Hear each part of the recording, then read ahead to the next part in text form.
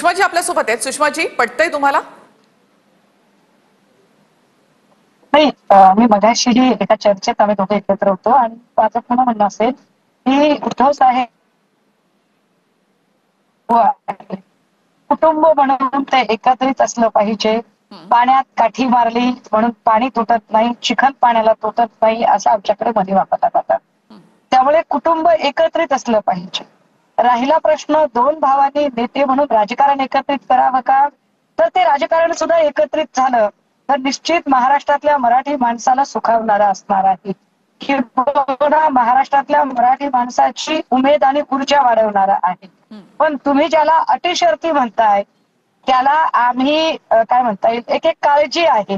कारण जेव्हा शब्द हा वापरला जातोय की महाराष्ट्राचं हित सगळ्यात मोठं आहे, तर महाराष्ट्राचं हित पायदळी तुडवणारे लोक कोण आहेत त्यांच्यापासून सावध असलं पाहिजे. ही विचारांची क्लिअरिटी असायला काय हरकत आहे. ही क्लिअरिटी ज्या भाजपाने इथल्या सगळ्या प्रादेशिक पक्षांना मोडीत काढायचं ठरवलं, इन्क्लुडिंग मनसे सुद्धा. मनसेलाही नख लावायचा प्रयत्न भाजपाने केला. मनसेवरच्या ज्या जहरी टीका त्यांच्या आहेत त्या अजून कोणी विसरलेलं नाही. ज्या भाजपाने इथले सगळे उद्योग गुजरातकडे पळवायचा प्रयत्न केला, इथला फुले, शाहू, आंबेडकर ज्यांनी महाराष्ट्र वाढवला घडवला ते सगळे आयकॉन मोडीत काढून जर इथं हेडगेवार, गोळवलकर, मुखर्जी स्थापित करण्याचा प्रयत्न केला, तर अशा लोकांच्या पासून आपण दूर राहून काय या सगळ्या महाराष्ट्र द्रोह्यांच्या विरोधात रणशिंग फुंकायला तयार आहोत का, असं विचारायला काय हरकत आहे. आणि याच्यात हो म्हणायला तरी काय हरकत आहे की बाबा महाराष्ट्र द्रोह्यांच्या विरोधात, महाराष्ट्राचं हित मोठं आहे आणि महाराष्ट्र द्रोह्यांच्या विरोधात आम्ही रणशिंग अस्मितेसाठी जर दोन लोक एकत्रित येत असतील तर उभ्या महाराष्ट्राला ते आवडेल आणि नेते जे सांगतील ते खाली वन लाईन कमांड प्रमाणे सगळे लोक ऐकणार आहेत. जी प्रकाशजी. नाही, आता अबू आझमी इतका महाराष्ट्रप्रेमी कुणीच नसेल.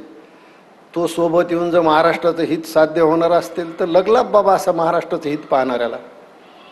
मला काही म्हणायचं नाही याच्यावर. म्हणजे एकीकडं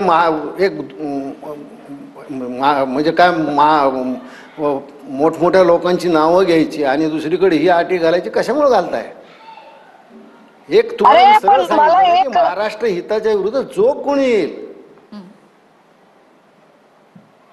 बोला. एकीकडे जर आपण असं म्हणतो की व्यक्तिगत आकांक्षेपेक्षा सुद्धा महाराष्ट्राचं हित मोठं आहे, तर मग महाराष्ट्राचं हित जोपासण्यासाठी एकत्र येऊया, हरकत काय. तुम्ही कशाला अटी घालता हो सुषमाताई. नाही तुमच्या, अरे कोण अटी घालतोय, अट कशी म्हणू शकता. पारदर्शकता असू नये का, अहो पारदर्शकता असू नये का, सांगा साहेब. असं काय पारदर्शकता तुमच्याकडून किती वेळा मोडली गेली हे सगळ्या जगाला माहिती आहे.